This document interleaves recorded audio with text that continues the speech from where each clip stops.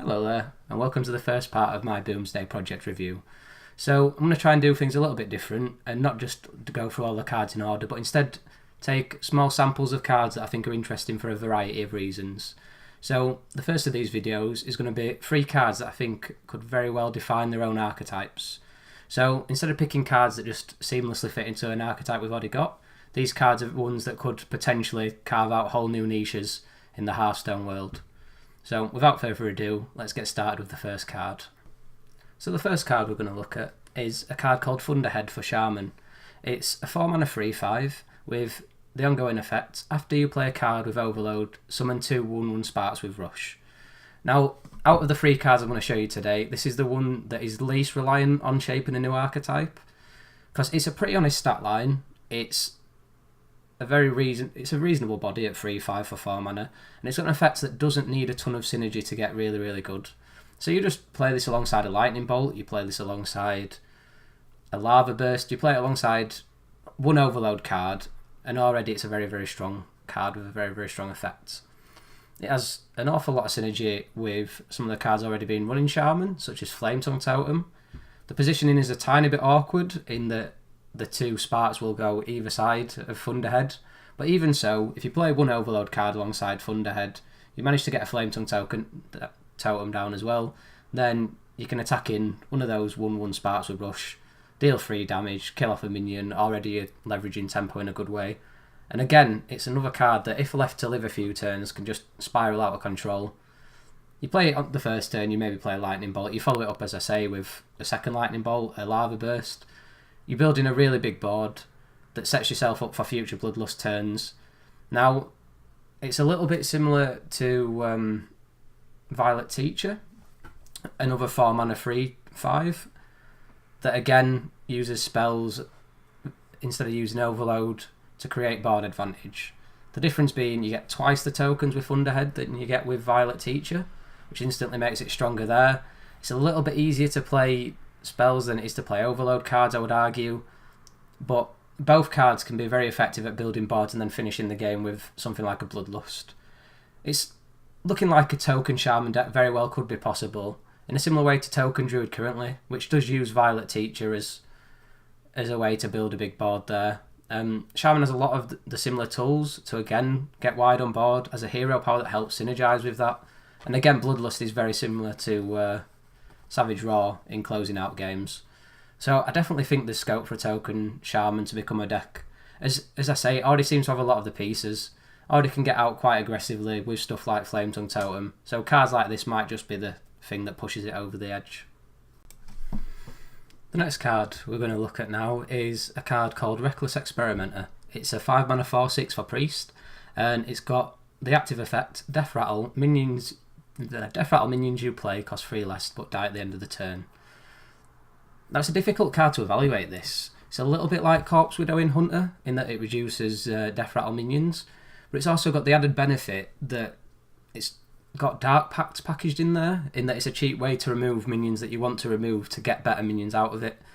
So you're sort of looking at an egg cube type priest deck where you play your eggs for 0 mana because they've been reduced by 3 cost, and then you get a 5/5 alongside this minion. You play it alongside a cube, and instead of risking the cube getting silenced or polymorphed, you're guaranteed for it to proc, which makes it really, really strong. You can instantly... Again, you're a little bit reliant on having minions out on board already to truly have a really powerful turn alongside this plus a cube. But if any sort of reasonable minion lives, then you can do really crazy things. So it stands to be really, really strong in the right sort of deck. It's not a card that, as I say, you can easily fit into any of the existing archetypes. It's very, very awkward.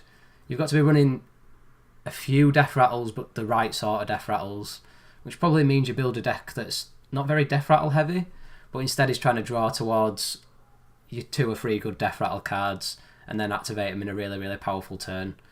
So it would be interesting to see if there is a deck that can make this work. As I say, the 2 prime candidates are Devilsaur Egg and Carnivorous Cube, and there's very other few Death Rattles that I think you actually want to proc. Certainly in Wild it gets even stronger because you've got stuff like Nerubian Egg to help support it as well. So yeah, it'd be interesting to see if this finds a place and if a egg Cube Priest does become a viable deck. The last card we're going to look at now is Astromancer for Mage, which is a 7 mana 5/5 with the battle cry, summon a random minion with cost equal to your hand size. So immediately you look at this card and think it resembles Spiteful Summoner, another 7 mana minion that summons a minion equal to the cost of a spell in your deck. Now the big advantage of this is it's a lot more of a controllable effect, and it's a lot less restrictive on your deck. So in terms of controllability, you can run. You're not worrying about, do I still have a 10 cost spell in my deck? You're not worrying about, oh, am I going to get destroyed by the one small spell that I've happened to run in my deck because it's just too powerful to exclude.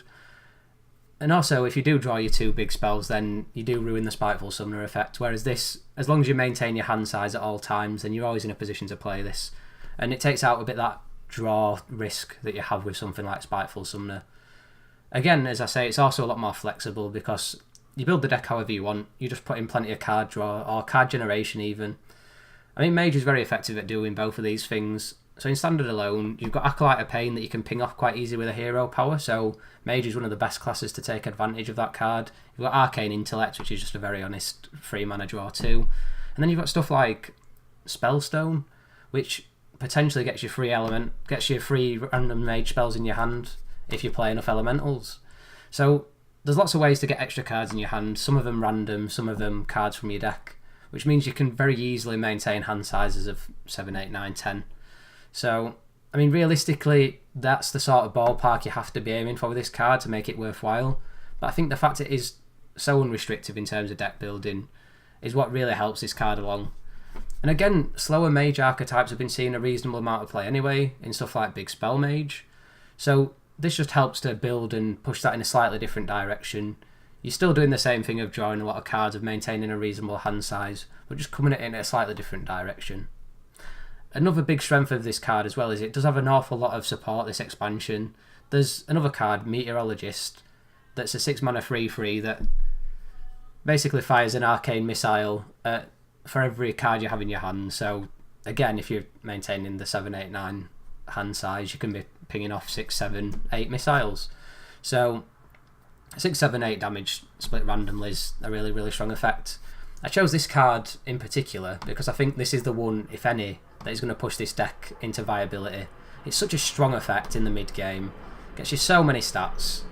Doesn't really help Mage in the against the archetypes it loses against, like Shudderwock, but I think it gives it a bit more support and a bit more strength at doing what it does well, which, as I say, is maintaining large hand sizes and taking advantage of that large hand size. So yeah, I think this potentially does make a hand Mage a thing, possibly in a similar way to Handlock we've seen previously, just generating the cards in a slightly different way. So thanks for watching this video, and I hope I've given you some ideas of some decks that might be worth a look in the new expansion. Again, these are the 3 that are most likely to shape new archetypes. I definitely think some of the existing archetypes will hang around. I think Malygos Druid is going absolutely nowhere. But maybe, just maybe, some slightly interesting, slightly new decks manage to creep in there and have some sort of impact. Thanks for coming down, and hopefully I'll see you next time.